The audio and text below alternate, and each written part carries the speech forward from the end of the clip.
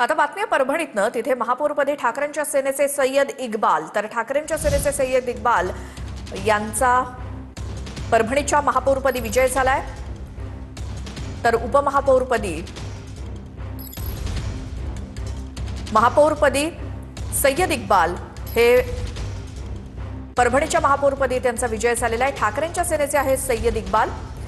परभणीच्या महापौरपदी मुस्लिम चेहरा तर उपमहापौरपदी हिंदू चेहरा असं हे समीकरण परभणीतलं आणि परभणीच्या महापौरपदाचा हा निकाल म्हणता येईल ते म्हणजे महापौरपदी ठाकरेंच्या सेनेचे सय्यद इक्बाल हे विराजमान झालेत, ते विजयी झालेत।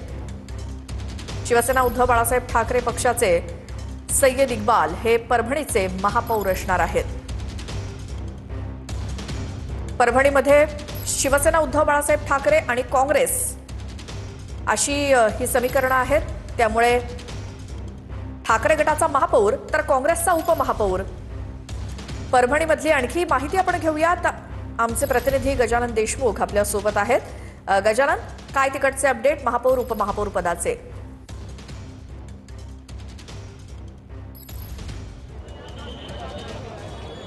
श्वेता, आज बी रघुनाथ सभागृह येथे जे आहे ते महापौर पदासाठी निवडणूक लागली होती। आता महापौर पदाची निवड जी आहे ते निवडणूक पार पडलेली आहे आणि एकूणच शिवसेना उभाटा गटाचे सय्यद इक्बाल जे उमेदवार आहेत ते निवडून आले। त्यांना 39 मतं पडलेत। त्यांनी भाजपच्या तिरुमला खिल्लारे ज्या उमेदवार होत्या त्यांना पराजित केले आहे। त्यांना 26 केवळ मतं मिळाली आहेत। सुरुवातीपासूनच सातत्यानं शिवसेना उभाटा गट अशा पद्धतीचा दावा करत होता की महापौर जो आहे तो शिवसेनेचाच बसेल आणि उपमहापौर जे आहे ते एकूणच उभाटाचा काँग्रेसचा होईल अशा पद्धतीचा सातत्यानं दावा केला जात होता। आपल्यासोबत खासदार संजय जाधव आहेत, त्यांच्याशी आपण बोलूयात।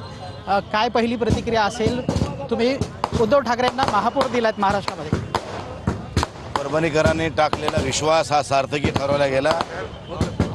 शिवसेना उद्धव बाळासाहेब ठाकरे पक्ष आणि काँग्रेस या दोघांनी मिळून या ठिकाणी आज महापौर करण्यासाठी ज्या पद्धतीने विश्वासाने एकजूट करून या ठिकाणी मतदानाच्या प्रक्रियेत भाग घेतला।